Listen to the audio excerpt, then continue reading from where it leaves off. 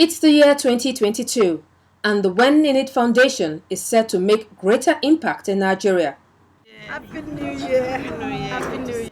In a formal ceremony hosted by the CEO and founder of the When in It Foundation and the holder of several local titles from Hamland, Dr. Chetachi Ecton, and attended by royal fathers from southern Kaduna, organized bodies, and members of the press, she outlined plans for the year starting. But just before her address, the royal father of Hamland, His Royal Highness Danladi Mode, represented by his ambassador, the Wakiri of Hamland, Elder Elisha Bubayaro, enjoined the royal leaders present to feel at home as Dr. Chetachi's home is an extension of his royal abode. On his behalf, therefore, I welcome all the royal fathers here, and I want to assure you that you feel free. You are in a house that is a royal house. Exhibit your royalty freely here without any doubt, and you are going to be welcome. He added that Dr. Chetachi is a goldfish that has no hiding place. One of the Highness said here that he has heard about her services. No doubt, a fish, especially a golden one, has no place to hide. The Wakiri acknowledged the many efforts of Dr. Chetachi in Hamland. He endorsed her as the dependable and reliable anchor for peace. We in Hamland have a very, very track record of what she is doing and the goal she has set for herself and for the Ham people.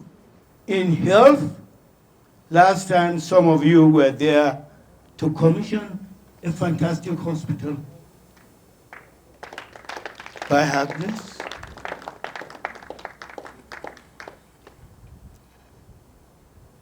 In hunger, this is where we first knew her.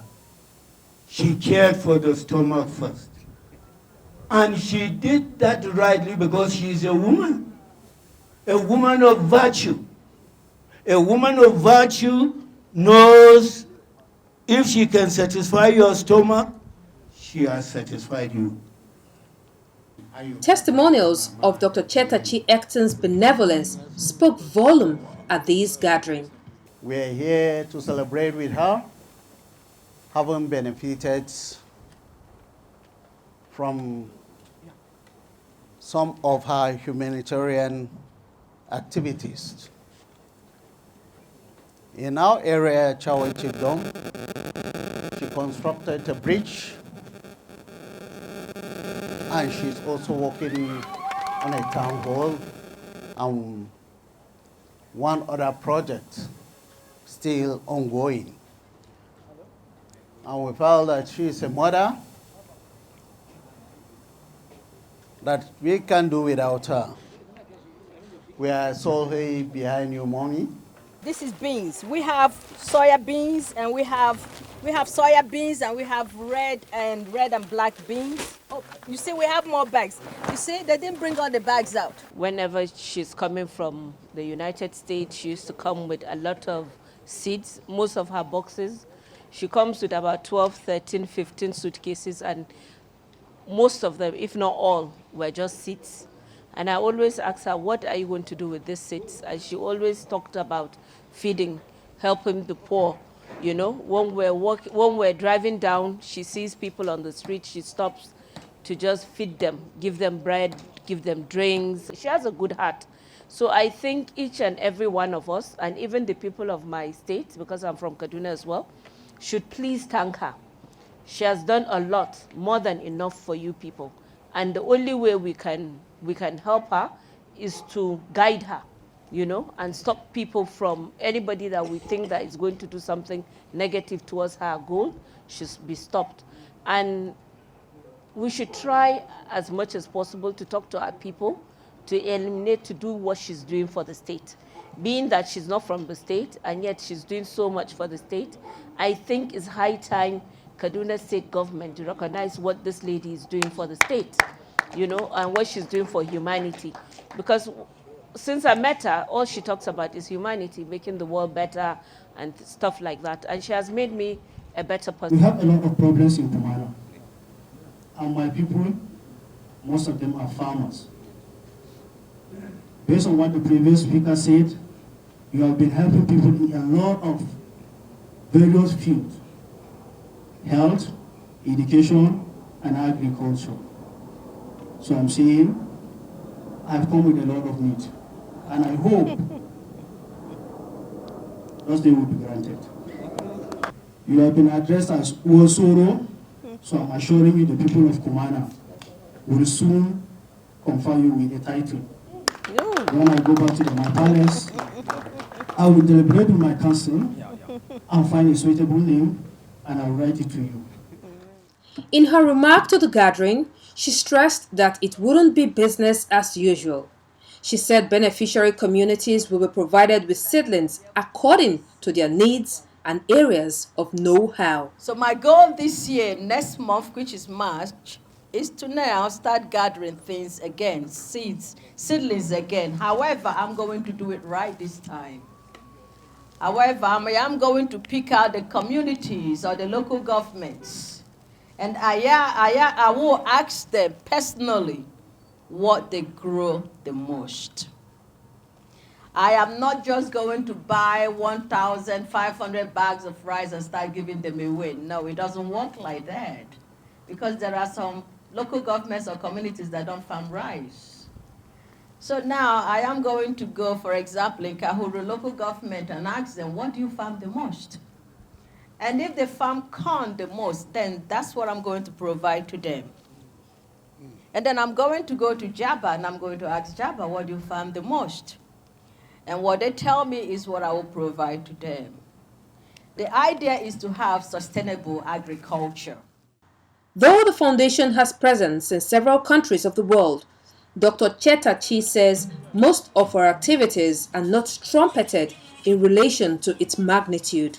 She says the year 2022 and beyond will see all parts of the country fill the torch of When in Need Foundation. Whatever that we are going to do in the north, it will trigger down to other parts of the world. I mean, other parts of Nigeria. Hopefully the east, the west, and the south. But what I am going to do this year, I'm not asking what anybody here can help me do, but I'm saying what I can do this year is that I am going to come down to all the local governments. And we can start from now, from today, writing down what each local government plants. Whether they plant upland rice, lowland rice, whether they plant black-eyed beans, soya beans, tiger beans, whether they plant maize, whether they plant guinea corns, whatever it is that they plant, that they know that they can not only just feed their families, their children, they can also sell and be able to pay for medical help and then to send their children to school. And we're doing that as local governments and as communities. We are going to help our infrastructures, even if it's not much. We can help our schools, and we can help our medical facilities. Besides providing food for the hungry, she plans to address the medical needs of the people. And I am here also saying, yes, I opened my hospital here in October last year. But I will bring down some medical equipment that I'm not using in my hospital and try to make sure that our communities have those medical equipments.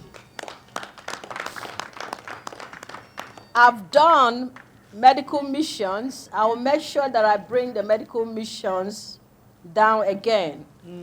All I ask of all of you now is that I really do want all of you to put me in your prayers.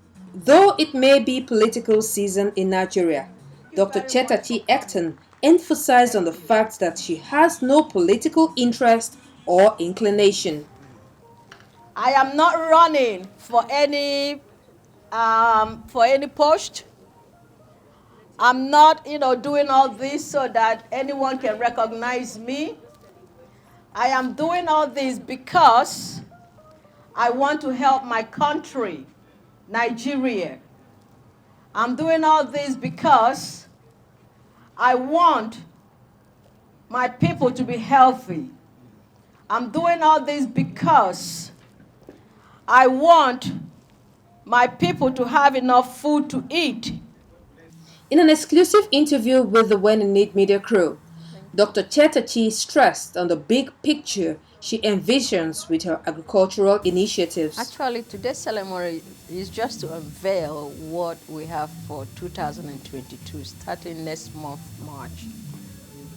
And it has to do with agriculture. Well, we really want to designate this year to different local governments, in Nigeria. We want them to plant what it is that they plant best. And we also want to engage the youths as well. I would love to get probably a state that can donate a whole lot of lands for the youths. I am going to give them the seeds for free so that they can plant and they can be able to sell, for example, the lettuce to the hotels and to the market and make money. But I'm donating the seeds for free. We can farm not just for us to sell in our markets, but we can farm for us to export, So that's what I'm looking at this time. It might not happen this year, it might happen next year, but who knows, it might happen this year. For her, community participation will go a long way in helping to achieve the desired impact. As such, the presence and buy-in by traditional leaders will ensure a smooth implementation and accomplishment. I want my Royal Highnesses to be involved in this because it has everything to do with their local governments and their communities. And if the Royal Highnesses they're involved in doing this and I'm able to bring the seeds, they are the ones that knows the real farmers. They are the ones that knows the ones that will not sell the seeds. They are the ones that knows the ones that will farm. And then they can actually send their PAs or their deputies or whoever to go and monitor to make sure that they're farming. That's what I want to do this year. I want to have a lot of accountability this year. I want this year to be really, really measured. I don't want to say, oh, yes, last year we were 60% successful. No, this year I want to say that we're 85%, 90%, 95% successful. And I know for us to be successful, we need the leaders. We need the Royal Highnesses involved. Your goals are, your objectives are, and they'll be able to supervise it well. The closed-door session put a seal of approval on the 2022 plans of the When in Need Foundation and the host communities. Details of the When in Need Foundation can be found on www.winfound.org, on YouTube and Facebook, Win Foundation, while Twitter, Instagram and LinkedIn is at When in Need Foundation.